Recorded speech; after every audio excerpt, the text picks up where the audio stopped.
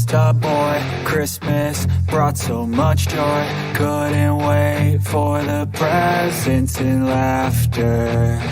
I couldn't sleep late at night, looking for Santa with lights. Those are the memories I still remember. Then I became a man, lost sight of who I am, but right in front of me was the answer. 'Cause on Christmas I feel joy, and I turn back to a boy. The answer is to stay young forever. This is not a Christmas, this is not a Christmas song, this is not a Christmas, this is not a Christmas song, this is not a Christmas, this is not a Christmas song, this is not a Christmas, this is not a Christmas song.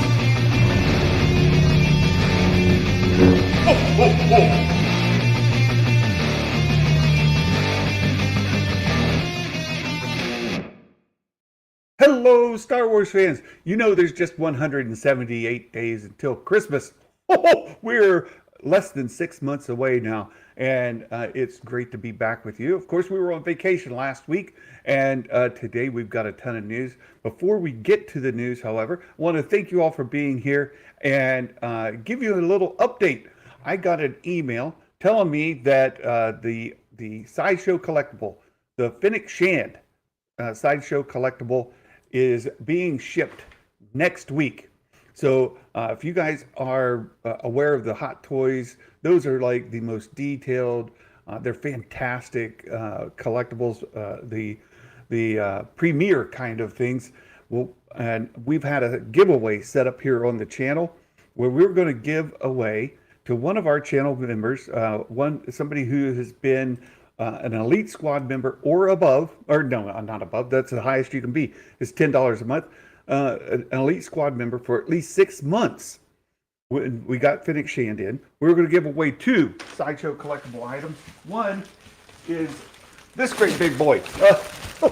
This is Boba Fett on the throne there. The throne room scene there at the end of Mandalorian Season 2, of course, when he took control of Jabba's palace, became Boba's palace, and he took the throne. I wanted to wait until we got the Fennec Shand to go with it, and you can see that Fennec Shand is being shipped just next week. So next week we're going to be looking for that, and one of our Elite Squad members is going to win both. You're going to get Boba Fett, you're going to get the throne, you're going to get Fennec Shand. The entire collection as a thanks to you for all the support that you've given me and making this channel what it is. So our Elite Squad members, thank you so much for that. Again, 6 months or more, we'll probably give that away in early August because the timing's probably not going to work out for July. So we'll do that in early August. Hope to have that there. So with that being said, we've got a ton of news to talk about today. And I am absolutely honored and absolutely amazed. We've got a fantastic guest today.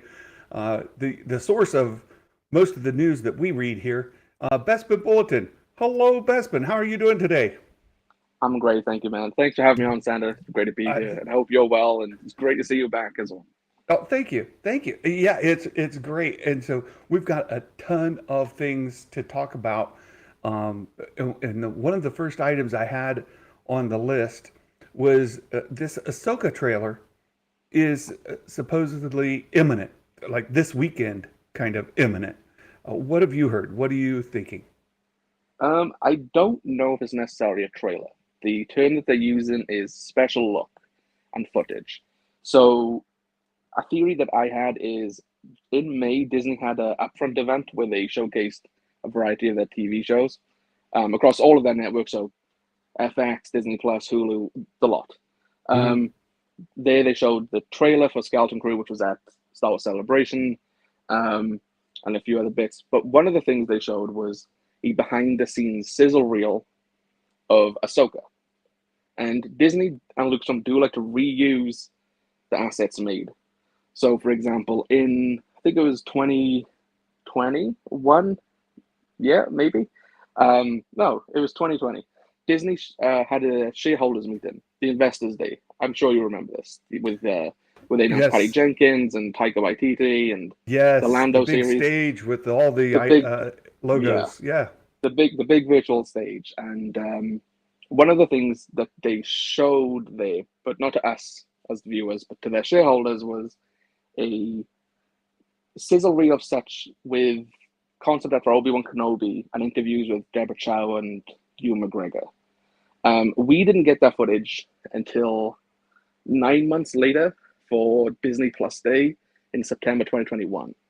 And people at the time were expecting a Obi-Wan teaser trailer because Obi-Wan had wrapped at that point and they had teased an Obi-Wan thing for that day, and it was simply that. So I'm lowering my expectations just a little bit because I'm thinking they've shown this featurette, the sizzle reel, just a month ago. They're now at Essence Fest, which is where the special look is going to be shown. It's either going to be shown today or tomorrow. The more likelihood is tomorrow during the Disney showcase that they have. That's just my assumption. This just what makes the most sense to me because they don't have an allotted slot for Ahsoka. But there's a chance we get a trailer. I saw Ezra Bridger himself, Iman Esfandi, he tweeted it looked like a bow and arrow with a rocket. I don't know what it means, but it could mean something. So yeah, there's a chance we get it. With Ahsoka being at that point close to 2 months away, like it's under 2 months, but thereabouts. Seems a little early for a new trailer. I would, if I was just going to guess, I would assume it'd be later in the month. But they do need to ramp up promotion towards the end of the month anyway. So a featurette now and the trailer later, that's the way I think it's going to go. But either way, we're going to get Ahsoka footage, which is only a positive. That's a smart way to approach this, and I appreciate that perspective because many times fans get our hopes up, our expectations up, and then we're let down by what's actually given to us. And in retrospect, when you go back and you look, like what did they say, and what did we get? It's more in alignment with what they said. They never promised us the big things. We just kind of jumped to those conclusions all on our own. So it's probably smart to just say, oh, you know what? That's probably not going to be it. And then, take that with a grain of salt. And if it Perfect. is a trailer, then it's a pleasant surprise. Yeah. It's just keep expectations in check, because we can cause our own misery if we get so excited and so hopeful for something to arrive and it doesn't. Exactly. Exactly. Yeah, I think if we're going to get a trailer, they might make a bit of a bigger deal. Essence Fest isn't that big of an event necessarily, so yeah, I'm thinking featurette, sizzle reel sort of footage, That which makes again sense. is great to have. It'd be We've new seen so Ahsoka little of stuff. Ahsoka. Exactly. And you and I were talking about the show a little bit before we came live on stream. I've been diving back into the Thrawn novels. And for those of you who don't know, we have a Patreon here. Bespin has a Patreon. Did you know that? Bespin Bulletin has a Patreon, and you can support him there to help the work that he does for all of us in the news that we get. And there's two tiers. There's a $3 tier, which is great. That's all it is more than he could ask for. He's happy to get it. But there's also a $5 tier that when if you want to get the articles without ads, you can support him in that way as well. So just for $5 a month, what's that? For $5 a month, you can support Bespin and help the work that he does to get us all the news that we get. And I encourage you all to do so. July is almost upon us. And what a better time than to go ahead and go into Patreon and support Bespin Bulletin. But I also have a Patreon. And in my Patreon, you get 1 week of free access. And I've been posting the Thrawn novel in there from 2017. And I just recently covered chapter 27. And in chapter 27, there is a good deal of detail about Thrawn's aspirations within the Empire and what his thoughts are after Palpatine. So he's thinking beyond Palpatine, the Empire, and how it might fit into defending the galaxy against the greater evil that is out there. So I'll probably be doing a video on that. But all that to say that as we're leading up into Ahsoka, and we have very little to get from, there's Rebels, of course. You could go back and you can watch Rebels. That'll help inform to some degree if you don't know that too much about Thrawn. But that 2017 book, and if you get your hands on chapter 27, if you don't care about the book, you could just go to my Patreon. There's 1 week of free access. Go to chapter 27. Listen to that one, part one. I broke it into 2 parts. Part one is where I talk about Thrawn, and you can get a real good idea who he might be when we see him appear in Ahsoka. So I'm super excited for it, and getting some Ahsoka content this weekend would be really exciting. So look forward to that. There's another story before we get into all the Bespin stories. There's another story that's been making its rounds, and Meg covered it today, and a lot of content creators have been covering it. And this isn't a new story. It came out 3 days ago, but people are starting to break it down into segments and create videos off of videos and spin this in whichever direction they can to get more revenue. More clicks, yeah. And so in here we have Kathleen Kennedy explains why the Rey and James Mangold Star Wars movies are linked. And again, this is a 3-day-old story, but she did an interview with these folks, Games Radar, Total Film, and it talks about, and I think we all kind of know the basics. The Rey movie is somewhere around 15 years after Rise of Skywalker. The Mangold film is set like 5,000 years or something like that before. 25,000 years. Yeah, some ridiculous amount of time before there was such a thing as Jedi. Before there was such a thing as like the Force. Presumably the Force has always been around, but somebody actually started to discover it and start to try to figure out what is this power. So that's presumably what is going on with Mangold's story. And you've got a couple stories on Mangold we'll jump to in just a moment. But this one here talks about how these 2 stories might be linked together. And that's what's really been coming out of the story. You guys can find this on Games Radar if you just search it out. And you've probably seen other videos done by bigger content creators recently anyway. But I would suspect that one way these connect is Rey has those ancient Jedi texts, page turners they are not.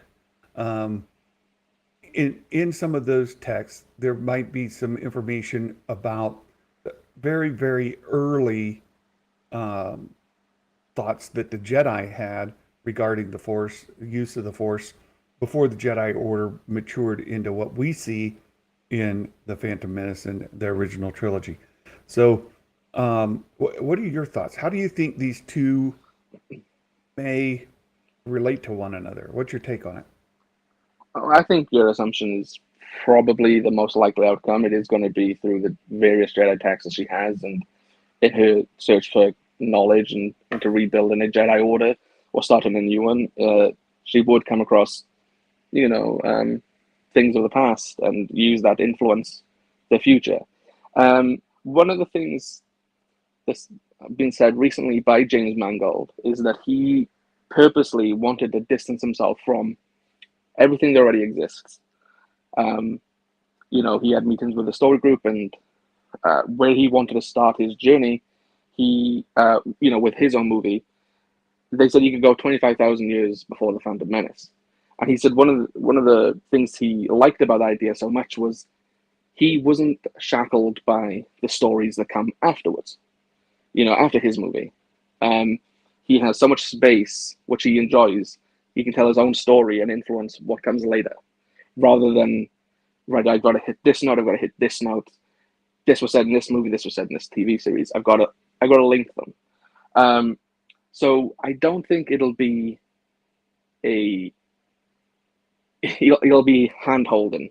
The two movies will be hand-holding in that regard.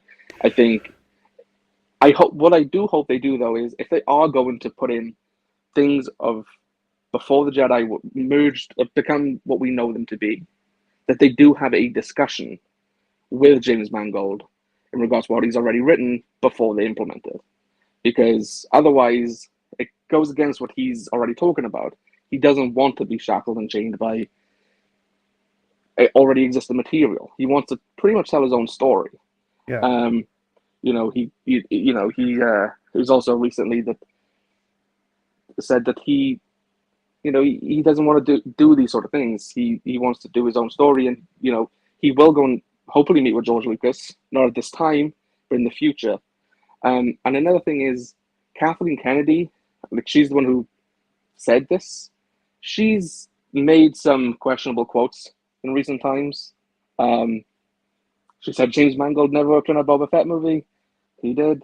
She said that Kevin Feige never had an idea for a Star Wars movie. He hired a writer and approached directors. There's things that contradict things that she said. We've seen them with the Taika movie. She said, I think it was the year before last, she said Taika will come out in late 2023. He knew nothing about it. He hadn't even submitted a script. So it's a bit crazy to think because she's the president of Lucasfilm, but I don't take everything she says as accurate, I should say, anymore, because there's been so many contradictory stories in I'd say the last year or two.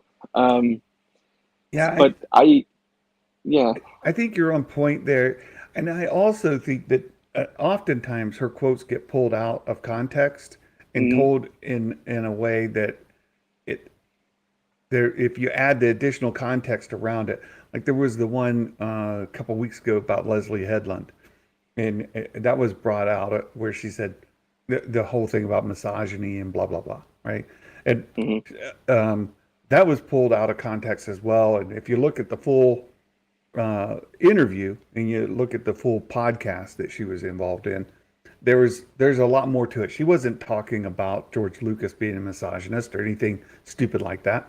She was talking about this particular ideology within filmmaking and that particular methodology within filmmaking, and that there were some misogynistic elements in that, not in Star Wars, not in but in that idea. So I think that happens to Kathleen Kennedy a lot. But of course, yeah. Also, she says things that are like head scratchers. You're like, huh? Like, yeah. Like that's why I pointed at the Feige right. thing, because she said he never had the idea, and it was essentially made up by the press and the fandom. Right. And in September 2019, Alan Horn himself confirmed that was a movie that was happening. So yeah. You have that on one side, and again, with the Boba Fett stuff, she said that James Mangold never worked on a Boba Fett movie. There was never an idea for it. Right. That was in 2021, and here we are. Yeah. So if I go back to this is what a lot of people have been taking because of that. She says things off the cuff, or she says things that don't necessarily that conflict with things she said before, and she's not paying close attention to her words. So sometimes she says things, and then people are like, "What does she really mean by that?" And yeah, exactly. She mentions in this movie, I think it offers a tremendous opportunity to introduce new characters and start with something fresh, because we culminated with what George Lucas was creating, or we finished what George was creating, and now we take all of that and move it to the next chapter. And this has got people kind of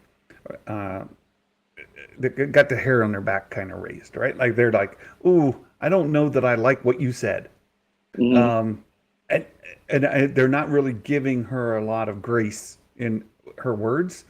They're trying to like there's a bit of distrust. And so when they see that, they're wondering, well, does this mean you're going to change the nature of the Force because Mangold's going to go back before the Jedi and Rey is creating a new Jedi Order that you're going to somehow start to chip away George Lucas's Star Wars to make it less and to create a different kind of Star Wars that doesn't adhere to George Lucas's Star Wars. When you say we finished George Lucas's Star Wars and we're moving on, I suppose it depends on what context you mean by we finished George Mhm. Lucas's Star Wars, because the entire universe, the entire nature of the Force, and everything is George Lucas's Star Wars. Right. So yeah, certainly you don't mean that, do you? Right? I You assume she doesn't mean that, but the one way you could look at it is they've moved on from the legacy characters then in the movies. right? We no longer have Han, Luke, or Leia. We're now moving on with Rey, and in Mangold he's going 25,000 years before the Phantom Menace, and he hopes to talk with George. So the George influence will still be there. He'll still have those conversations, and maybe George can help influence Mangold's movie. Well, it's Um, interesting you say that because I read your article, and this is what you were talking about a little bit ago, where he uses this analogy of playing Twister, right? If you're trying to write a mhm, story that's in the middle of something else, it's sort of like, okay, right hand on yellow, but there's not a yellow you can reach. You got to kind of bend around and twist and contort to try to do that. He's not right, interested in doing that. He wants to just have a clear slate and be able, right hand on yellow, no problem. There's nothing on the board. Boom. Right? right, yeah, So that's sort of what he's talking about. And but in this, when he talks about interviewing or talking, he'd like to talk to George. Let me find that. Uh, as the conversation progressed, the fan. it's the next paragraph. Oh, there you go. Yeah, I've not had a chance to talk with him, George Lucas, with what I'm thinking on this movie. He was involved and read the script for Indiana Jones and was a Ford versus Ferrari fan, I'm told. I apparently didn't talk to him about that either. But I am, but it would be very interesting to talk to him. I mean, I'm a little protective of myself, even in the sense of meeting Bob Dylan in relationship to the Bob Dylan film. I like to have myself together before I get into these situations. So it's not like when he did the Bob Dylan film, he sat down with Bob Dylan and said, "Let's write this out." Mhm. Right? Right, yeah. He had an He idea. When he presented it to Bob Dylan, you know, he mentions in there that he likes to protect himself. yeah, And I think that's the smart way to do this. He doesn't want to. He wants his own identity in a movie for sure, and his own ideas, and he needs to present that to then the maker, whether that is Bob Dylan or whether that's George Lucas. right. He then needs to present that to them and say, "Hey, like these are my ideas. I would love your blessing, or I'd love a conversation with you to expand certain ideas and certain elements of what I've created." Yeah, and maybe You put a know, correction here or there, but he's not going exactly. to be collaborating. Like people No. shouldn't get the idea he's going to collaborate with George to write the movie. Um, he that's specifically what he said he's not going to do. He's Hmm. going to get the story together. He wants to get it kind of put together, then take that to George and have the discussion.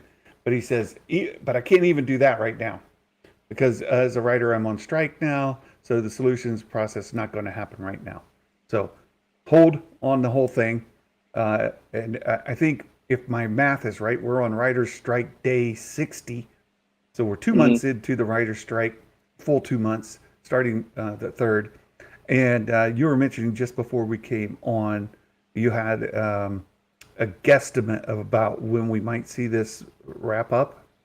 Yeah, well, it was Jeff Snyder who many of your viewers and listeners would know from the Hot Mic. Yeah. He's often referenced on this show and in my articles. Um, he tweeted recently that from what he's heard in the industry, that a SAG extension, because SAG was going to their contract ends today, and they were going to go on strike. They struck a deal for an extension, which seems to have happened. But in the same tweet, he also mentioned that from the same people, what he's been hearing is he expects the Writers Guild strike to last until October. So another basically 3 months. Very long time. Yeah. It will have the longer it goes on, the bigger of an impact it's going to have in the industry as a whole. Yeah. There was a HBO executive a few weeks ago who said that if the strike goes on for about 6 months, between 6 to 9 months, you can expect the HBO shows to be delayed by at least a year. Oh. So 6 months equals a year. So in this scenario, if there's a Star Wars show or movie that's due to begin at a certain point, it could be delayed by that. Again, that's HBO, but if it is industry wide in that sense, they could all be delayed by 6 months in terms of production and a year in terms of release. So obviously, as a consumer, we don't want that to happen, but obviously the writers deserve, to be treated fairly. So, we stand by that. But so the Mangold, he is due to shoot a movie in August, the Bob Dylan biopic that he references. My belief is that's supposed to film for at least 3 months, but it is dependent on the writer strike. Obviously, Mangold himself is a writer-director, and he is a writer-director on the Bob Dylan movie, which he's been working on since 2019. So if he shoots that movie, he can't cut for time, he can't change anything that's not already in the script. And we know a lot of film productions and TV productions are avoiding doing that. And I believe he is one of those people. So that could delay his development on his Star Wars movie even further. Because the belief is that he will work on it once the biopic is finished. And I don't know if they mean finish in terms of just shooting it or finish in terms of shooting it, post-production, releasing it. So that could be a year in and of itself. Well, so like we've tried to explain, like they moved the 2025 movie from December to June of 2026, right? Yeah, it moved from presumably December to May. Yeah, May 22nd. Jeff Snyder's input on that was, he heard from his sources, that it isn't due to the writer's strike, but it's actually due to Avatar 3 needing more development time. That's what I was thinking. Like, so when you start to talk about these things, like these studios collaborate a little bit between one another to say, hey, we're going to release our big budget movie December 2023, right? And so the other studios are like, gotcha, we'll save our big budget movie to do months after, right? They're trying not to go head to head, big budget movie against big budget movie. Yeah. So what they start to look at then is exactly what we say. So Avatar, it looks like it's going to sit in that space. So let's move this one back to May.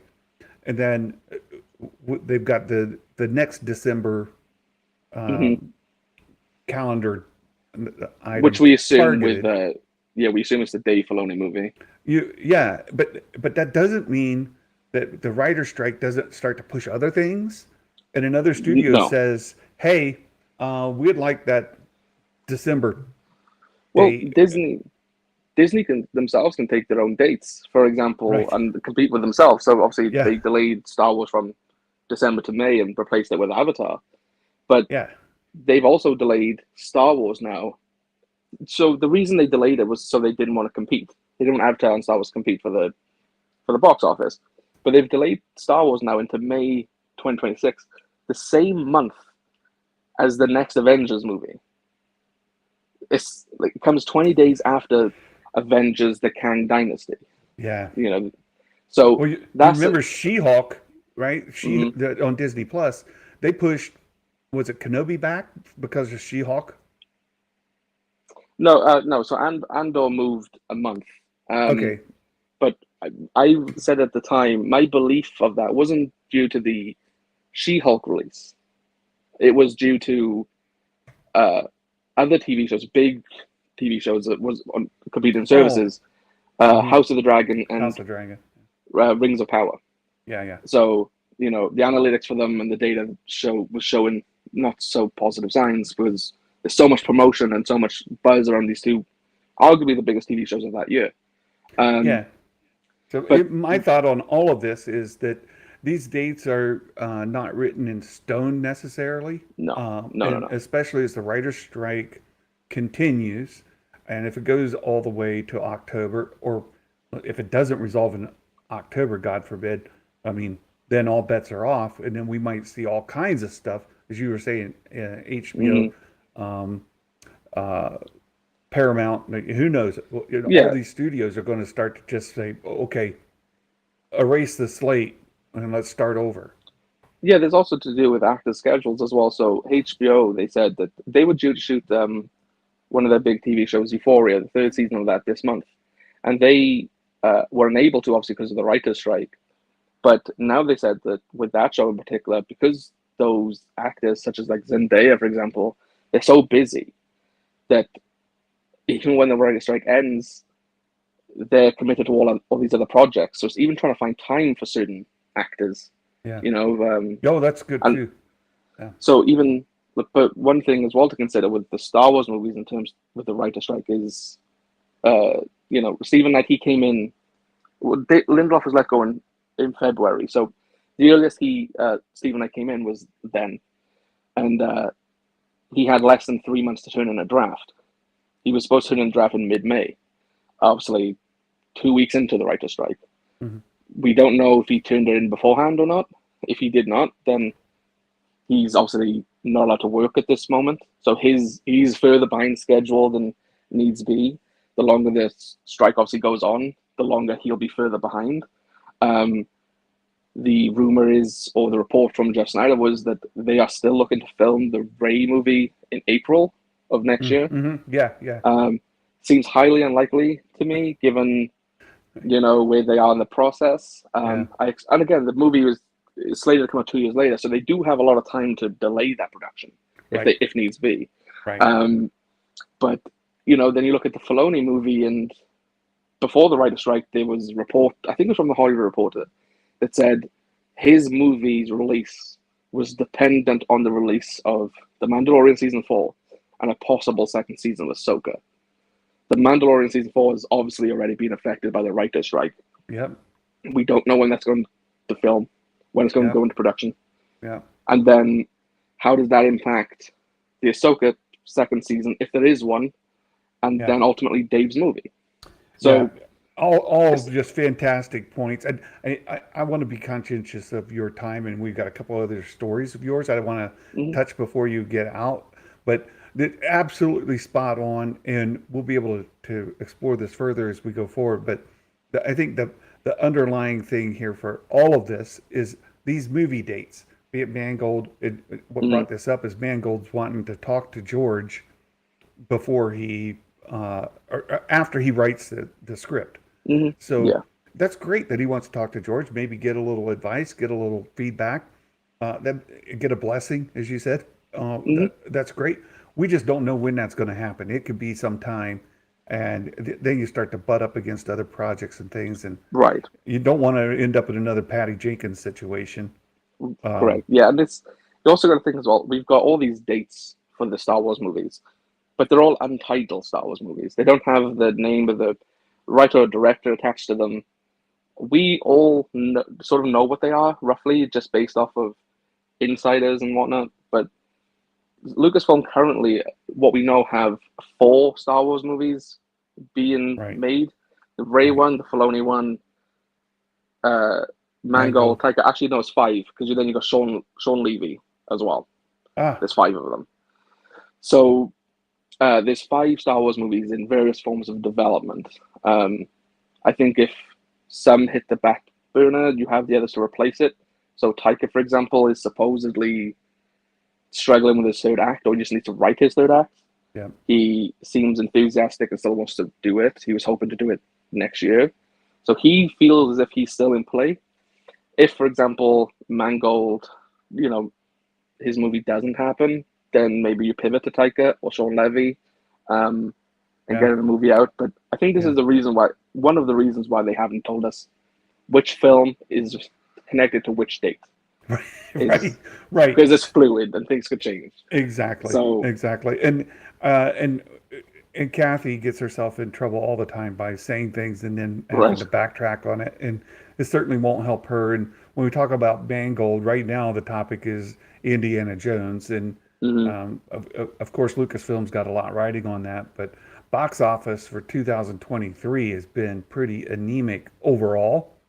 Yeah, There have been a big couple time. successes, but there have been far more failures than successes everywhere. And it's the early tracking for Indiana Jones isn't looking great, and unless it's word of mouth gets some legs and it carries on and picks Yeah. up after week one, which is, you know, But the problem with this summer window is there's so many huge releases yeah, coming in.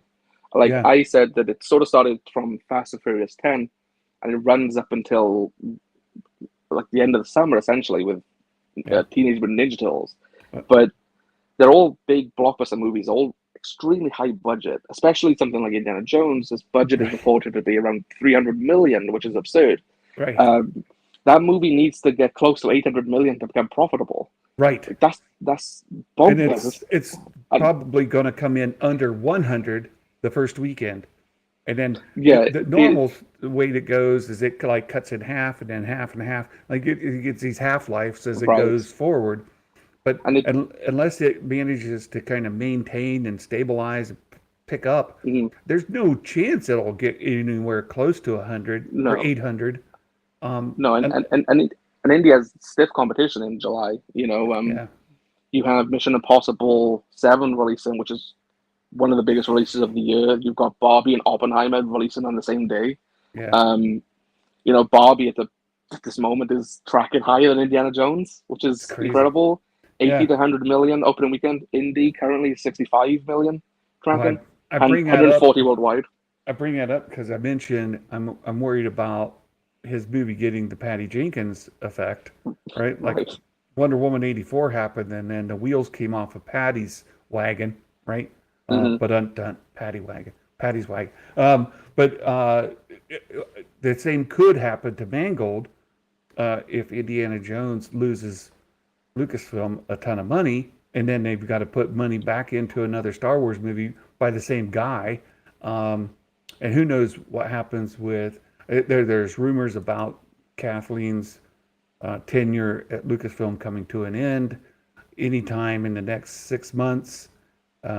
There's also, I mean, there's very little you can take because people have been saying that for years, but there seems to be at least some more reasoning behind. Okay, Indiana Jones is her swan song and she goes out, but who knows?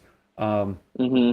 uh, uh, Yeah, I don't think they'll let it go over Indiana Jones unless Indiana Jones is a colossal failure. But even then, you do have to question: is that a fault of Lucasfilm or Kennedy, or is that a fault of Disney? Who budgeted the movie? yeah, Who decided to release it within this sort of window when there's so much traffic? Um, you know, Kathy, with in regards to Solo, that was released at a time again in a really busy summer window for movies, yeah, and she fought against it. She wanted to delay it till December, and Bob Iger is the one who said no and insisted. And at this moment as well, Bob Iger has seemingly repeated a similar mistake in wanting to release the Rey-led Star Wars movie in May 2026, just in the same month as the next Avengers movie, which would be at that point the first Avengers movie since Endgame. yeah, And it's setting up some pretty out there things, and the next movie that follows in Secret Wars. right. So yeah, like I don't know whose head this would fall on, Or but will it just be oh well, any like yeah, because like all the studios are losing money on their productions. The Flash is just absolutely yeah, horrendous, right? yeah, It's like the biggest bomb Warner Brothers could. They're going to have trouble recovering from that. Like it's a bad thing. Um, yeah, 100%. and Well, I just look at it last year with Warner Brothers. They delayed movies out of last year into this due to films failing and them not having a marketing budget available for those movies. So yeah, this could really affect. There's rumors that Warner Brothers is trying to sell CNN. Oh, you're And right. Well, so and I mean they could sell DC off as well. Like it's crazy what could happen. So, uh, will Kathleen Kennedy be a scapegoat for Lucasfilm? I don't know. Not in the climate we're in. And I tend to agree with folks who say Kathleen Kennedy will leave Lucasfilm only and when she wants to leave Lucasfilm. So, I think so, unless she gets a bunch of bombs, you know. yeah, yeah. Well, the Well, rumor was that I think Jason reported this, and so did Snyder. The 2025 movie, which is now May 2026, she had to deliver that movie. She yeah, has to deliver a Star Wars movie for that date. If she yeah, doesn't, that's been the rumor of that's when she may depart, not by her own choice. Um, yeah, so either way, she's got herself a 3-year window at the moment, it seems. yeah. Um, but hopefully Indiana Jones does well. I saw it earlier, and I think it's good. I don't think it's amazing. I think it's better than Crystal Skull, but Yeah. it's not perfect, but Yeah. it's a better send off to Indiana Well, Jones and than the last I movie. would love to see. I mentioned this to you before. I'd love to see Mm, Harrison Ford go out on a high. You know, yeah, I'd love to see the series go out on a high. And it's Crystal Skull was not that. If this movie serves that purpose, then mm, great. Then great. I hope it does. Um, but we're talking about Mangold, and you mhm. had another article this week, just yesterday, about the Boba Fett movie that he was working on or not working on, depend whatever you know. I joke, but Yeah. the Boba Fett movie he had in mind, and that it was going to be borderline rated R because of the violence that was going to be in it. Is that right? That's what it seems. He was taking great inspiration from classic Western movies such as the Dollar trilogy, Once Upon a Time in the West, and so on. He mentioned that it would be a single planet movie, so you assume all of it would take place on Tatooine. Um, yeah, he said you wouldn't have anything like a Baby Yoda if his movie had existed. And he said that the time period in which he was writing was beautiful. You know, he was listening to soundtracks to some of those classic movies whilst he was writing. And yeah, it was borderline rated R, which you assume is due to the violence. Um, I I'm disappointed that we never got to see it because I think Mangold is a really talented filmmaker. But one of the most interesting tidbits from there, and I really should have put this in the headline, is that he confirmed something that Star Wars fans have long, long suspected, and that is that they scrapped the anthology movies because of Solo's failure. He mentions in it that there's a corporate moment or something that his movie disappeared when Solo came out, and they did a corporate realignment, and those movies no longer were in development. At the time, we knew that there was a Boba Fett movie, an Obi-Wan Kenobi movie as well. Stephen Daldry at the time was attached to the Obi-Wan Kenobi movie in 2018, but he is the first to acknowledge that, and it's a thing we've all assumed because of the Yeah, solo the commercial failure. But yeah, he's the first one to come out and say it. yeah. Um, and I think that's a really interesting point that he made. It is, Um, and Kathy made a statement about, and people read it as her throwing, what's his name, under the bus, Alden Ehrenreich, under the mhm, bus. But I think her point was more to this, right? Her mhm, point was more like, no, we tried to do recasting of a legacy character. It didn't do well. So we've scrapped ideas to do other things. She wasn't blaming right. Alden for that. She just it's this story, right? It's this Mhm, where because of that they scrapped all kinds of anthology things, and now they've kind of gone back to the stable. What are we going to do? And that's my concern with this whole deal now with what's going on with Indiana Jones. Like, what might be the fallout if Lucasfilm loses, say, $400 million? You know, Well, it's on we track to saw. maybe lose. Well, we don't know how much it would lose. We need to see even this weekend, it wouldn't tell us enough. We'd need to Right. see it at least for another two to really get a sense of where it will end up. But yeah, Disney have been quite reactionary, especially in this current market and climate. You know, they were working on a Indiana Jones prequel series of sorts with Ravenwood, but apparently that was put on the back burner or scrapped because of, I think, the Willow failure, and they wanted Lucasfilm to focus solely on Star Wars TV series. Yeah. So I think if Indiana Jones is a failure, I just don't think you'll see any Indiana Jones world stories. So me and Jason, we really want a short round TV series. Yeah. We've been championing it for months. You know, especially with Kiki Kwan at the moment, he's on fire. You know, he's winning Academy Awards. He's doing great things. And but I doubt that would happen. If they had any ambition of spinning off Phoebe's character for a series, I doubt that would happen if the movie underperforms. So with this though, it's nice to see somebody like Mangold go against the grain. Like he's coming out and saying, I was working on this movie after previous denials from Kennedy, and he comes out and talks about his failure of Solo and seeing how that took the Kenobi and Fett movie off the table.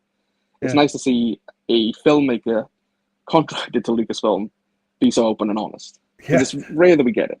Yeah, that's very true. And so I'm led to wonder, just because these sentences are next to each other in different paragraphs, but you see where this quote from Mangold, right? It says, after that, they suddenly decided they weren't making pictures like that. Opportunities in streaming presented themselves. And if you just back up a sentence before, right, that the anthology films Fett and Kenobi eventually turned into Disney Plus series, both very successful. Might it be that a Phoebe like franchise, something like a spinoff, might turn itself into a streaming series with a much reduced budget? I don't know. It will depend on the success of Jones. If it is a failure, which I really hope it isn't, because I think it's a better send-off than Skull. I think it's a better entry into that franchise. But I just think if it doesn't perform, they just won't touch anything in the Indiana Jones world for a long time. Unfortunately. You know, that's something that scares me with all of this. And I don't know if it's a bad thing or a good thing at the end of the day. But take the Marvel movies, you know, superhero genre, DC movies, Indiana Jones, Star Wars. All of these franchises have fandoms that have expressed dissatisfaction. Let's put it that way. Right? And what's the chances that they could all go dormant? I mean, we get another 20 years of nothing. Like I grew up when there was 20 years of nothing. There was no Star Wars. If you wanted to read the books or play the video games, play the board games or the strategy games, you could do that. But there was not a movie for 20 years, and we didn't have streaming shows. We didn't have any other content. We had some terrible cartoons, but those don't even count, right? You go back to the Droids animated series, or you go back to the Ewok animated series. Terrible, absolutely terrible. Even the Ewok movies, for what they are, not really satiate the appetite for Star Wars content. What's the chances, like, if these things keep getting the kind of feedback they get, and the consumers keep given kind of negativity, might we end up with another just period, like you're saying, maybe no more Indiana Jones, none? Yeah, I think there's a chance if Indy fails, we go a long period of time without Indiana Jones, whether it's a series or movie, focusing on a side character or a new character. But in terms of something like Star Wars or Marvel, they'll still exist. Like the shows, those two franchises specifically are bringing in a lot of subscribers to Disney Plus. like massive amounts. So I don't think they'll ever risk us going into a barren wasteland of Star Wars again or Marvel. I think they'll continue to pump out that content. I think one of the things that people need to factor in is some of the Marvel movies have underperformed. For example, Ant-Man. But they were decided and greenlit under a different regime. It wasn't Bob Iger who is now back. You know, it was under Chapek, and they've said that Marvel are now going for a quality over quantity approach in regards to their shows, in regards to their movies. And Disney will learn a hard lesson this year in giving all these movies massive budgets. Like Little Mermaid, for example, had a $250 million budget. It's going to bring in 500 million, so it's still likely to lose money, like theatrically, with it. But I think going forward, you'll have maybe less movies, less series. So again, with the quality over quantity strategy that Feige said will be implemented in regards to Marvel, I think that will also come to Star Wars and other properties. And we'll see maybe smaller budgets because we can't go on with $300 million budgets. Yeah. You know, none of these movies, they seem to be still treating the climate as if it's 2019, 2018, where many films, where nobody expected Aquaman to hit $1 billion. But it did.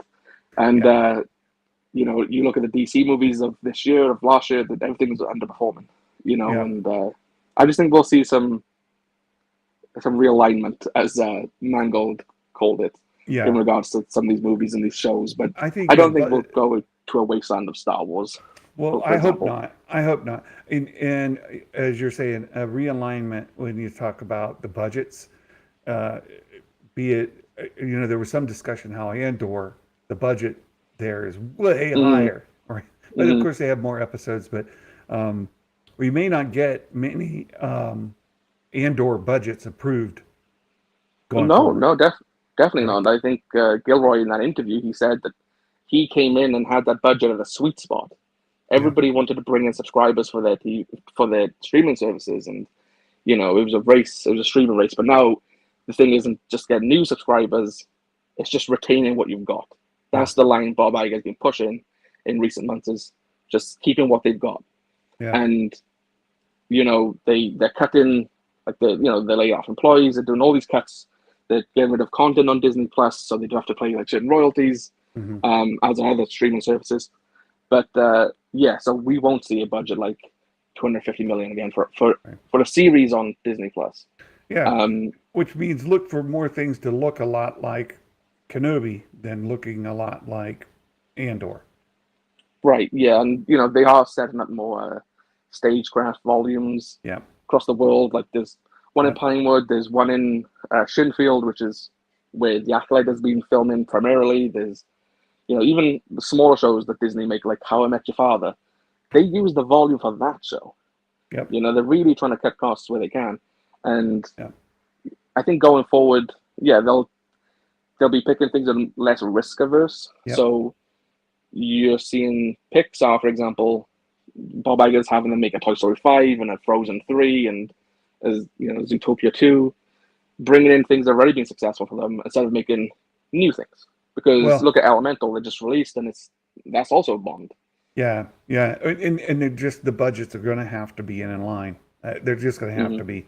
You have another article here about Naboo. You know, one of the most tragically misused planets following the prequels, Naboo. Where has Naboo been? One of the things that I had hoped for in The Rise of Skywalker, once we learned of Carrie's passing, is you kind of expected that she was going to die in the show, or somehow die just before the show, whatever, right? She was going to have passed before we learned too much about the plot of it. I was hoping we would see a reprisal or a nod back to Amidala's funeral scene, since we don't have Alderaan to go back to have her buried on, that maybe we would take her back to Naboo, where she was, her family is actually from, and have her buried there. We have not seen enough Naboo, in my opinion. Hmm. Too much desert, not enough Naboo. That's me. But we might get Naboo in season two. In fact, I think more than might. We are getting Naboo in season two of Andor. It seems so, yeah. So in I think it was February, Jason had a source hit him up and say that hey, like they were looking to film in Heather Castle in Kent, which is in England, and I like Jason texted me and I did a little bit of research at the time and I was like, oh, they shot you before for Naboo, and Jason, he knew exactly which scene it Yeah, was, which deleted scene was. He's an encyclopedia of Star Wars, but so he knew exactly what I was talking about, and yeah, and at the time we knew they were going to Valencia, but we didn't know what they were filming there.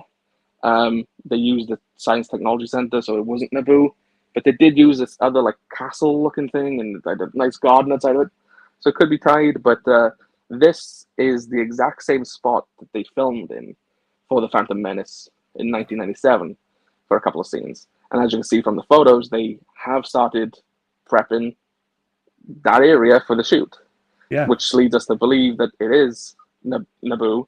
And the guy who took the photos there, he spoke to a security guard who told him, "Yeah, it's Star Wars, it's Naboo, everything." Which that guy shouldn't have said. Like the security guard shouldn't have said it, but the guy also shouldn't have said the security guard said it. Um, right, so right, they're gonna just right. look who's on shift that day and who's getting canned. Yeah, So, yeah. Somebody's in trouble. but somebody's in big trouble.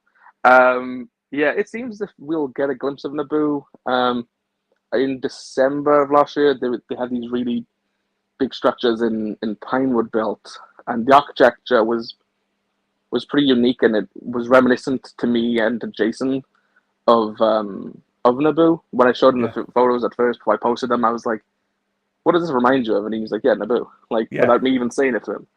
I don't know if it is or not, but that set is gone now. That's being struck, but this is happening. This currently is being prepped over in Kent.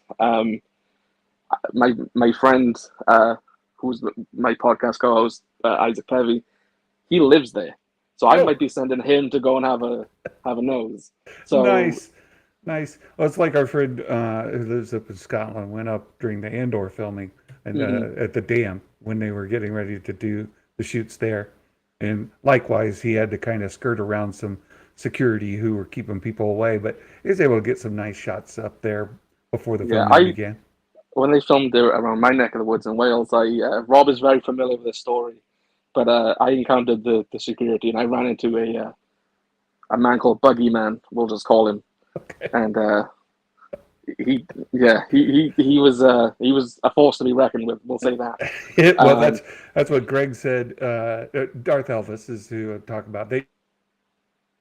We know him. He's I'm not outing him, but he mhm. said basically the same thing. Like, yeah, the security wasn't messing around when he went there. Right? No, I went the day after the Daily Mail got pictures of them in their outfits, Mm-hmm. so they were on high alert. And he saw me coming, and I was walking up this track, and I was trying to tell him that I was walking up this path to go to a mountain, which is where a lot of people go hiking. Yeah, And yeah. he was like, he looked at me and he said, "You ain't built for this, right?" Like, and he told me to turn around and go this other way He if I did wanted to just go. said, "I am not the reporter you're looking for." Did you try that? Yeah. Did you? Well, later I'm on not I this. did. I'm not the scooper you're looking for. He sent me on this other path, and I went there, and he like zoomed up on his buggy. He was like, "What are you doing?"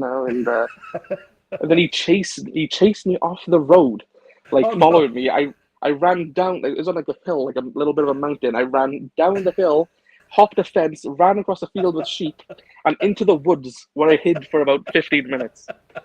I then ventured back to the car park. There was only one car park, one way back, and there he was on his little buggy with his mates waiting for me. And he pulled out his phone. He was like, "Do you work for the Daily Mail?" I was like, "No." "Do you work for making Star Wars?" "No." "Do you work for Bespin Bulletin?" "No." No, liar. Well, I guess you don't work for Bespin. You are essentially Bespin. So yeah, so that was my run-in with him, and Hilarious. I ran Hilarious. into him again 2 weeks later. I've They went had to a other different. people reach out to me, privately, and I won't out Mhm. them, but who essentially told me they had a similar kind of thing where they said, "You're not in any way connected to Bespin Bulletin, are you?" No, no, I Yeah, don't. I don't know. I don't know this Bespin you speak of. I ran into uh, him 2 weeks later. I knew of another set, and I was like trying to get close to it, see, yeah. have a nose, of course. And I went into this. It was next to us, like quite close to a store, and I went in there to honestly like buy like some toys for my dog. Yeah. And as I was in there, I saw him at the checkout, and he clocked eyes at me. He Oh said, "Don't even no. think about it. Don't even think about it." And I'm there holding dog toys, like, "What are you on about? What are you talking about?"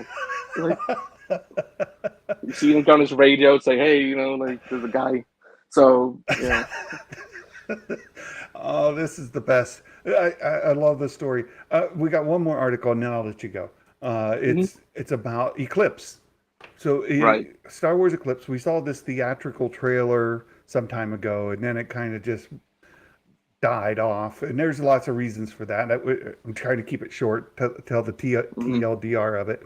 And all has been quiet on the Eclipse front for some time. All of a sudden, Quantic Dream says, "Hey, we hopefully we're going to release this 2026."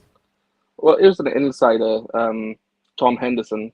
He's been pretty good with the Eclipse stuff. He's been running reports on it for about 2 years, and he said that at the moment it's looking to release in 2026. That's their hope.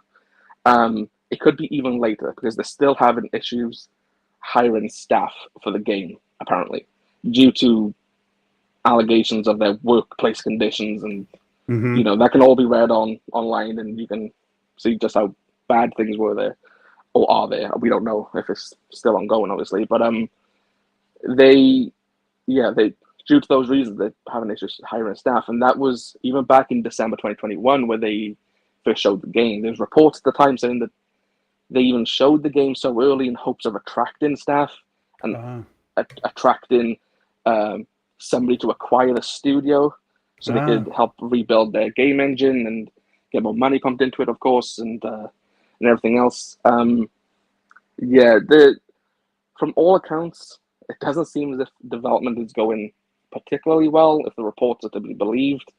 Um, I'm surprised Lucasfilm is still letting this game happen, considering how like they are in regards to like image, mm-hmm. with obviously the allegations, and then with the rumors that they, were sort of using the game to get acquired and whatnot. But yeah, I don't have any expectations for this game. I don't really expect it to be released. Um, it just seems to be hitting problem after problem, and there's only so long that can go on for unless they release a really botched game, which you'd assume Lucasfilm wouldn't allow. Like KOTOR, for example, they had a demo of that ready, and PlayStation, who were helping fund the game, weren't happy and said, "No, this isn't coming out. Oh Like boy. this isn't how we're going to do it." And that studio then switched hands. They gave it to another studio who's now developing the game, and that publisher, Embracer Group, they've going through a bad time. Mm. Um, so even something like KOTOR like might not see the light of day if things go sour there. But I don't expect anything from Eclipse for a long time if we ever get it. But the one saving grace is that Star Wars games are no longer exclusive to EA. So Right. many other studios and companies are working on Star Wars games at this moment. Oh, that's We've got good. the Ubisoft Star Wars game next year. Skydance with Amy Hennig, they're working on a Star Wars game, and then EA themselves, like with Respawn, they have 3 games coming out, That's like at great. least. That's great. So we're in a situation now where we seem to be getting a Star Wars game every year, whereas when EA had it exclusively, you were lucky if it's one every 2 years. Oh, EA was, yeah. Again, I'm not a gamer, but I would watch other shows, and I know for a long time, Star Wars only. His YouTube, he was covering his just absolute frustration with EA Mhm. to keep pushing, and that they weren't releasing things on a regular schedule. It was terrible, and I became aware of that primarily through what Star Wars Only was reporting, but and then as you get more involved, you see more of it. So it is a good thing that they've licensed out games to other studios and we're getting more content. So I know you said you got to go. I got to Mhm. let you go. I'll ask a question on your way out. Have you watched the gallery episode for Mando season 3 yet? No, because people keep telling me not to watch it. People tell me that Why? it's not very good. It's not season 1, that's for sure. So, all right. Well, that's not a surprise. All right. Well, thank you again, my friend. I can't thank you enough for joining me today. Cover these stories. It's been wonderful. Uh, couldn't come off a vacation in any better way. Hope you have a wonderful day, a fantastic weekend, and thanks for hanging out with me. Yeah, no problem, Sam. It's great to be on. Have a good weekend. Bye, You too. guys. All right. Bye bye. All right. Well, wow, that was great. How wonderful was that? Bespin Bulletin himself joining us for an hour on the show. It was great. We do have some other news stories to talk about, and the one that I mentioned was the gallery for Mandalorian season 3. I know Meg covered it briefly this week as well. I did watch it. I enjoyed it for what it is.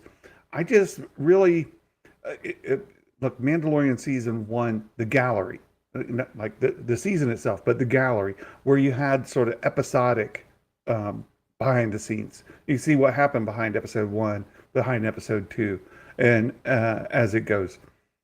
But then they started cutting back the gallery to just these one episode seasons. And that's what's also super annoying about it is that if you go to the gallery for The Mandalorian and you look at season 1, you'll see there's episode 1, 2, 3, 4, right? You go to season 2 is one episode. To me, it's not a season if it's just one episode. It's just an episode. A, since when is a season one episode of a show? That's what I'm on. Since when is a season one episode of any show? And so the gallery, season 3, one episode. It's fine for what it is. It's fun to see the directors and the actors talking about what it is. I thought it was great. Again, for what it is. Certainly not what I would hope for. I would love to see behind each season or each episode, sort of what they're planning. Well, go back to season 1. Watch what they did for the episodic behind the scenes. That would be great. But it was a fun episode. So I thought we would talk a lot more about it because that was the one big thing for the week for Star Wars. But unfortunately, it happens to just be one episode and meh. Um, Again, I liked it. It was fun. I'll probably watch it again sometime. Yeah, I love seeing the energy that everybody has, and it reminds me. Yeah, there was no round table either. That was great. The rent. Oh my goodness. Yeah. So, um, I love getting to see the energy, the enthusiasm, the excitement that everybody involved in the project is bringing. That they're going back to like Phil Tippett. They're bringing in some of the OGs to work on the project. And a lot of people, when you watch YouTubers, you watch social media, and all they do is they just blast away at every detail of a show, tear it apart bit by bit. Um, and really bring a lot of negativity to the franchise. It's refreshing to me to see that some of the OGs, the people that go all the way back, the Phil Tippetts of the world, who uh, helped make the series happen, put in a lot of good work. And I like to see things succeed just because I want to see these people succeed. I would love everybody to love uh, say The Mandalorian season 3 like I did, but certainly that they don't have to. But um, that's for me what the gallery season 3 was. Just nice to see these people were working, and the energy, the enthusiasm that they had on it, and certainly the work that they were doing, they took to heart, and they were doing their best. Um, Whether or not that stood up to fans' expectations or not. So that's enough of the gallery. There's a couple other things I want to talk about, and I mentioned earlier, I'll bring it up again, for our supporters who are at the elite squad level or above, 6 months or more. We have a Sideshow collectible, the Hot Toys collection of Boba Fett, the Throne, and Fennec Shand. The entire set we're going to give away for somebody who's been following the channel for at least 6 months, supporting us at that level. You guys mean the world to me, and I'm super excited to finally be getting this other figure so that we can do our giveaway. So look for that to be coming up soon. Also on Patreon, I have been posting chapters of Thrawn from 2017. I really encourage you to go look at chapter 27. It is really insightful about Thrawn's view of the Empire. And you guys tell me if you want to hang around a little extra. We can jump into it at the end of the show today. I'll go ahead and bring up chapter 27. I'll talk to you guys about it and get your opinion. But there's another thing that has been coming out as I let you guys interact. The Haslab. You know, Haslab's had a couple fails. They've had the Black Series fails haven't gone well. We've been hoping for a vintage collection Haslab. There are some rumors about what this might be, and we got a teaser. The teaser looks like this. The teaser is some Arabic, right? And of course, people can look that up and they can read it. And it says, ship diagnostics complete. Laser cannon turret ready. So you can tell this word here, the 7VTK7V, this is the word for ready. This means ready. Laser cannon turret ready. Forward cannons ready. Rear cannons ready. So the Haslab project, we're looking for a ship that has laser cannons, forward cannons, and rear cannons. What might it be? What might it be? Oh, I think I know. And there have been rumors, there have been leaks for that. So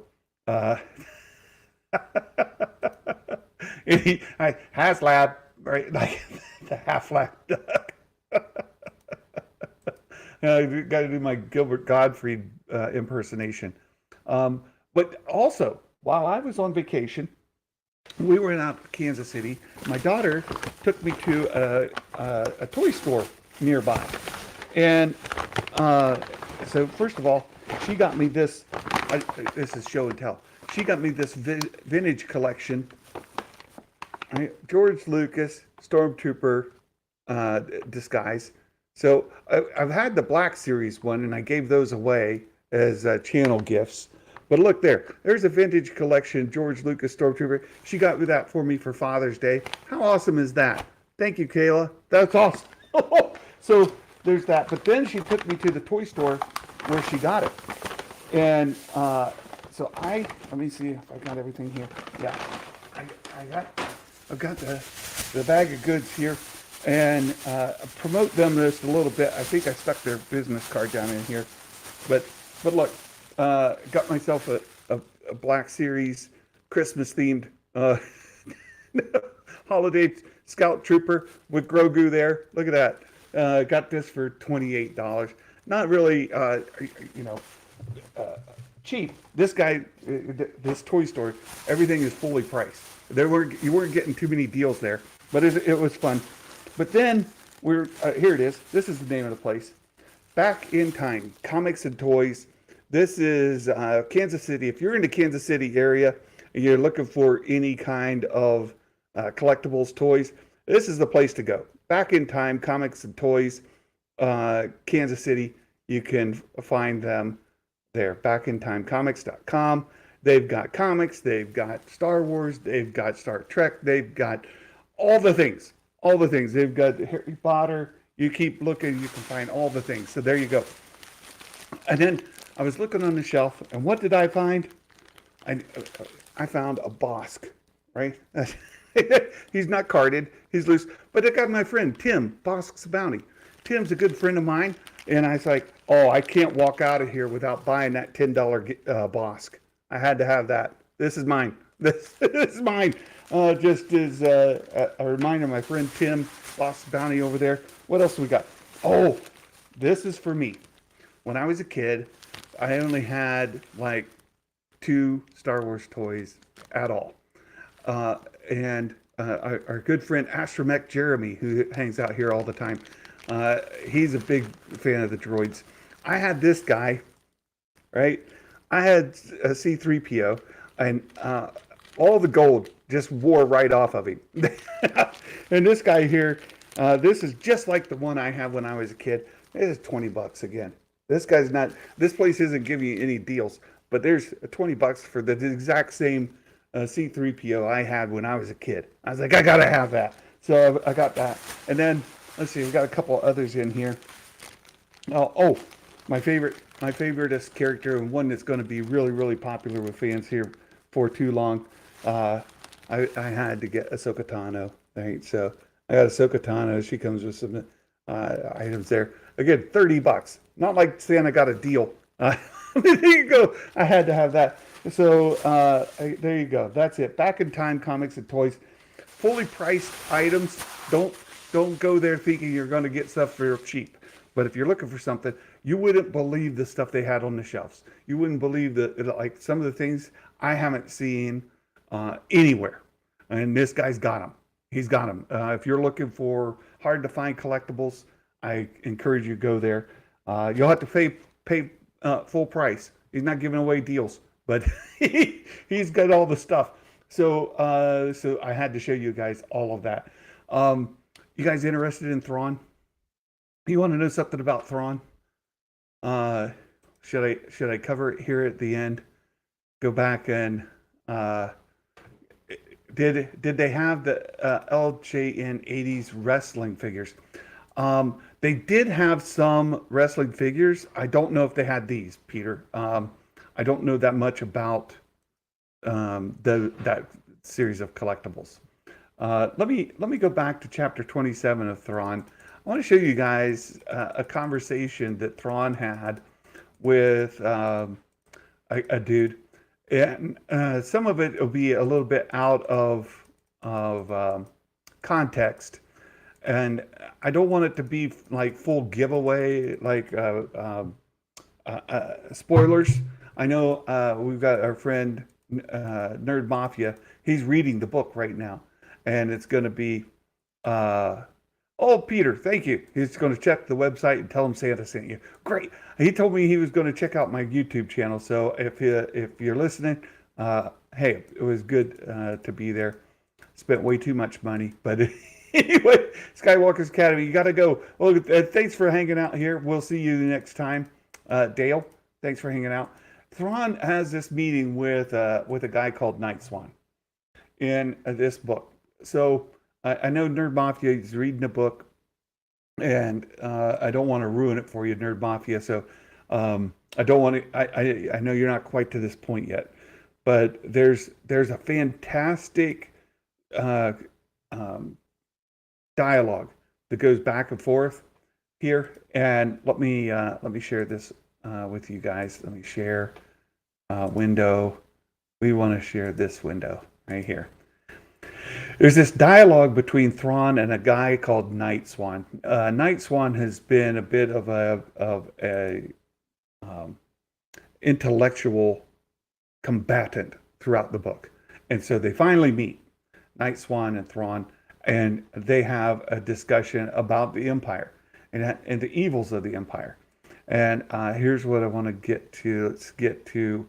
I don't want to give away too much. Let me get back to where they get to this part of the conversation before I show it on the screen. Let's see. Let's see. Another page. see. Here we go.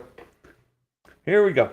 So I've been through the book, and if you've read any of the Thrawn novels, Thrawn is not your typical evil bad guy. He's not a murderer. He's not. In fact, he goes out of his way to save lives. He keeps trying to protect lives, protect people. He stands up for the helpless. He protects those who have no ability to protect themselves. He does his best to keep from taking lives unnecessarily. He's always trying to think of the situation through so that there's a minimal loss of life, if any. And even his combatants, the people, his opponents, he tries to preserve their lives. So he's having this discussion with Night Swan, who he's been going up against. And Night Swan's kind of giving him a little, hold on a second. I'm going to change this up. Just a second here. Let's see if I can do this. Aha! There we go. How about that? That's better, huh? So Night Swan's trying to understand him. Says, what I can't understand is why you still serve the Empire. Night Swan tells Thrawn, can't you see the evil you're helping to perpetuate? You're against evil. You say there's a great evil out there in the galaxy that you're trying to destroy or trying to defend against, trying to build up strength to defend. Can't you see the evil you're helping to perpetuate? And Thrawn says, I'll give you a scenario. Say, you and I face a dangerous predator, intent on slaughter. Running is impossible. Tools and weapons are limited. What are your options? So I know here he says running is impossible. I equate it to like if a bear is chasing you, you don't have to necessarily outrun the bear. You just got to outrun the guy who's next to you, right? So if the guy next to you gets caught by the bear, you could still get away. But he said, okay, so running's impossible, but you're in that kind of situation. The predator is intent on slaughter. It's going to kill you, right? Running's impossible. Tools and weapons are limited. What do? The two of you, right? So given that situation, Night Swan tells him, well, the obvious choice is to join forces. Thrawn says, well, unity against the common foe is one choice, but there's another.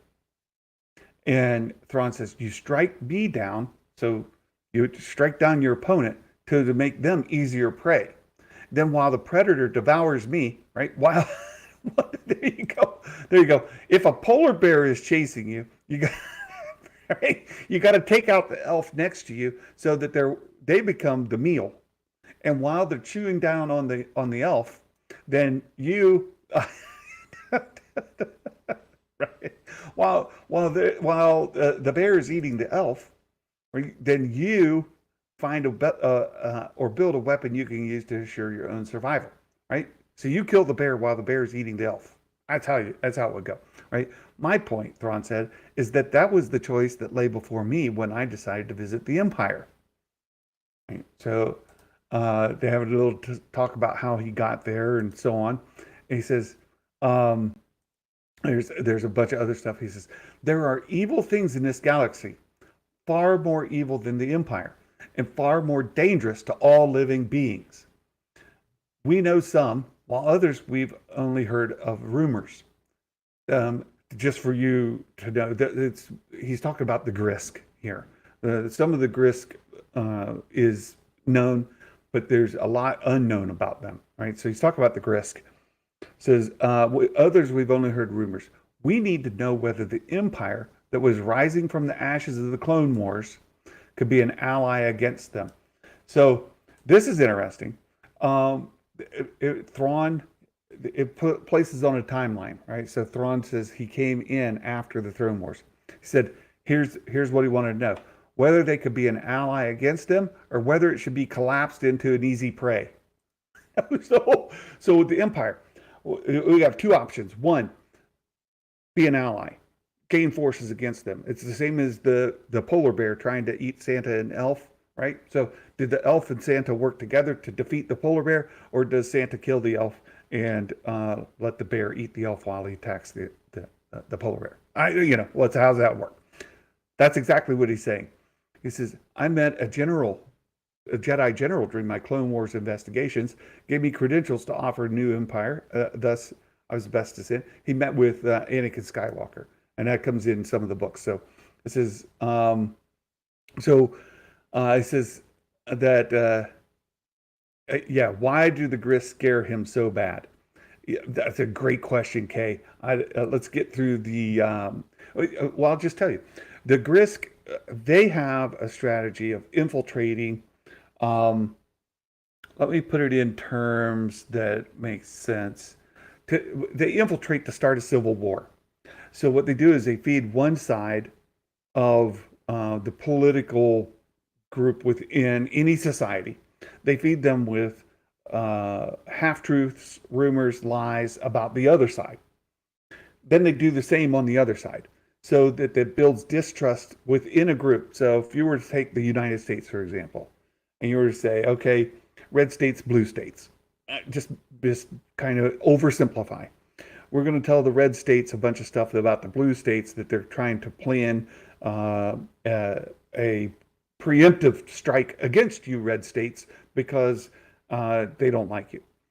Then they would go to the blue states and they would say, hey, those red states, they're trying to plan a preemptive strike against you, so because they don't like you. Then they would get them to fight each other. Red states battle blue states. You have a full-on civil war. The civil war then completely decimate each side, bring them down to nothing. The Grisk then come in because they were so weakened that they overtake them and then absorb them in. And because they're such intellectual in the way they do things, they sow dishonest civil war. And they're not quite like the Yuuzhan Vong, talented Mr. Ripley. Yuuzhan Vong involve like the Force and all kinds of other stuff, and they're like these mighty warriors. The Grisk aren't so much that. They more or less get you to fight against each other, and then they get you to decimate yourselves. They come in and they then win your loyalty over, and they become then part of you become part of their culture. And they keep building out and building out and building out that way. And so the number of resources they have, the number of cultures they have, civilizations, worlds, galaxies that they've brought under their control is growing and growing and growing to a massive scale. So much that a very small portion of the Grisk forces attacked the Chiss Ascendancy and were a big threat.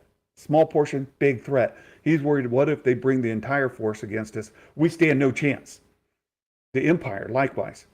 If the Grisk were to bring in their full forces, they would have no chance, right? There's just too many of them. Many would equate it to China's army now because there were so many of them, but that's not even quite accurate. So it says, let's get on to the story. So Thrawn says, certainly the Empire is corrupt. No government truly escapes that plague. Certainly it is tyrannical, right? So the Empire is evil, it's corrupt, it's tyrannical. It says, but quick and utter ruthlessness is necessary when the galaxy is continually threatened by chaos. So coming in with overwhelming force into a chaotic situation can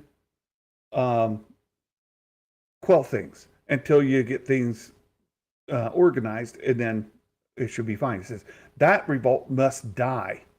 The danger is too great. The stakes are too high. If the Empire falls, what can replace it? Well, Night Swan says, well, justice, mercy, freedom. How about that? Thrawn says, well, what about chaos, lawlessness, another Clone Wars, right? What if it goes that way? It doesn't go to peace, mercy, and freedom. It goes into chaos, lawlessness. Like, what do you do then? And Night Swan says, I have a more optimistic view. So he says, so you consider tyranny to be a bulwark against evil. For how long? This is the next part that's just fascinating. He says, He asks him, "How long will you accept tyranny as a necessary part of imperial rule? Until all resistance is silenced? Until all evils are vanquished?" Thrawn says, "No, the Emperor will not live forever. When it comes time for his authority to be handed to another, my position as a senior officer will allow me to influence the choice of that leader, whoever is going to replace the Emperor." He says, "And do you expect that new leader to spread light into the darkness?" Thrawn says, "There is hope that he will. If evil is victorious, I hope that hope will be extinguished forever." So this is what we have. Thrawn is saying, "Hey, sure, the Empire's got tyranny, it's got all this stuff, but there's a greater threat out there that is unimaginable to you. That has to be defeated. So we need to build up strength. And when the Emperor dies, we can bring light into the darkness by bringing in, say, a benevolent leader, somebody who believes in justice, believes in mercy, believes in freedom, right? But they can bring in to protect those who can't protect themselves, to defend those who can't defend themselves, to stand for right." Right? That's what Thrawn's saying. They'll bring light to the darkness. And as you read the entire book, you see those are his core values. Those are his core principles, right? Defend the defenseless, to defeat evil. That's what he's about. And he says, when the Emperor's gone, that's what's going to happen. So let's put that into context of Ahsoka, what's coming up, right? In Rebels, we see Thrawn, he's helping the Empire get stronger, right? The Purgle, he's out, right? What happened while he was out? The Empire fell. The Emperor is presumed dead, right? Somehow he lived, but right now he's presumed dead. Right? The Emperor is presumed dead. The Empire has fallen. Thrawn's gone. We get to Ahsoka. Thrawn comes back. The New Republic is trying to disarm. His mind is saying, "Whoa, that's a terrible idea. Don't do that. Don't disarm. That's you're going to make yourselves vulnerable. You need strength. You need a military. You need might." And he's going to come in, see that the Emperor has left. They need a new ruler, one that'll bring light to the galaxy. Who would that be? Who is the new ruler that's going to bring light to the galaxy and strength? Well, it's probably himself. Right? Probably himself. Thrawn's going to come in and say, "I think I need to be the ruler because this New Republic, you guys don't get it. Like you're dumb. I need to come in. I need to establish strength and order and power, and I'll bring light to the galaxy. I'll rule justly. I'll rule with compassion. Right?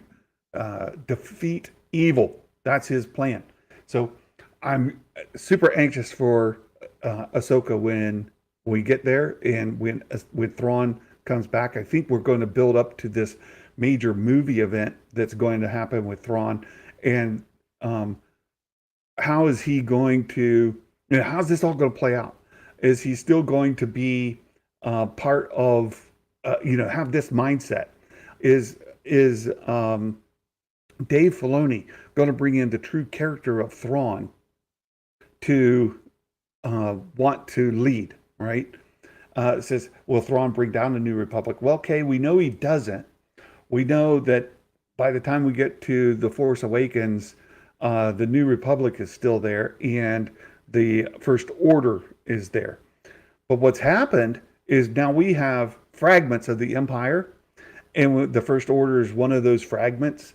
We've got the New Republic there. It's basically what the Grisk set in motion in all these other worlds, right? The Grisk, and by the way, in this trilogy, the Grisk do come into the Empire space, and they do try to establish a bit of a hold, and they start implanting their ideology into people, and they start winning over minds in the Empire. And then Thrawn comes in and pushes them out, right? Felonious. He says, "I just want to make a blue alien movie, Santa." Felonious D. I understand Felonious D. But I hope he understands who Thrawn is. He's not an evil, murderer. He's not a destroyer of worlds. He tries to defend people. He tries to preserve life. And he's trying to build strength to defend against an evil that is a threat. So what I could see is him coming back and saying, "You guys are messed up. You should all follow me." And so these other, say the remnants of the Empire, you guys all need to fall in line under me. You talk about Moff Gideon. Moff Gideon, he wasn't on the reservation, right? If you watched Mandalorian season 3, you could clearly see in there that Moff Gideon is in a different faction, right? He's got his own faction. And all of these, if you read the Aftermath novels, each of these Moffs are trying to vie for control, and it's breaking apart the Empire into fiefdoms, right? And so if that's what happens, Thrawn comes in and says, "You guys all need to come together under me." Not only that, but New Republic folks, you're messed up. You're dumb, right? You're dumb. First Order folks, you need to get on out of here. You need to be part of this, right? You need to be part of this solution. Anybody who opposes him would be, that's where you're going to see the friction. That's where you're going to see issues.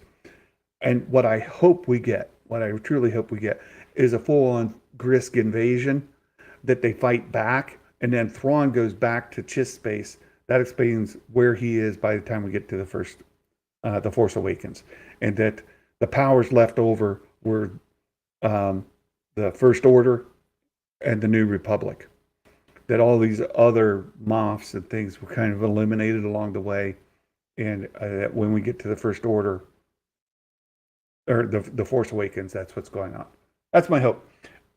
I think it's a great book. You get a real insight into who Thrawn is. There's so many things in there.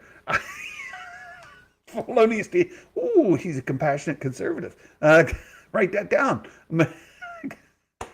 With the 12 colors. Hey, I had one of those. Not 12 colors. I think I had like 6, but I got you. Felonious D. Benevolent dictator. Benevolent dictator. That's who Thrawn would see himself as being. A benevolent dictator. Somebody who wants to bring peace and justice, order, prosperity, strength to the galaxy, so that people live free and people have rights and people have people are treated well. That's what he sees, right? He sees himself as a benevolent dictator. I think that's what he wants to be. So anyway, that's come join us on Patreon. I'm going to be posting the last of the book today, and then hopefully within the next week or so, we'll start getting into the next book in the series. So that's where Thrawn and Vader go on a trip together. We see some prequel era content. We see some original trilogy content, and it's a really good show. So you guys, thanks for hanging out with me today. We've got the Mike Porter dad joke of the day to finish out. It says, "What do you call a golf game between Kenobi and Vader?" What's a golf game between Kenobi and Vader? Par Wars. Mike Porter, thank you so much for the dad joke. Thank you all for hanging out with me here today. I've had fun talking Star Wars with you. I hope you have a wonderful day, a wonderful weekend. God bless you and take care. Until next time, my friends, Merry Christmas, and may the Force be with you always. Bye-bye.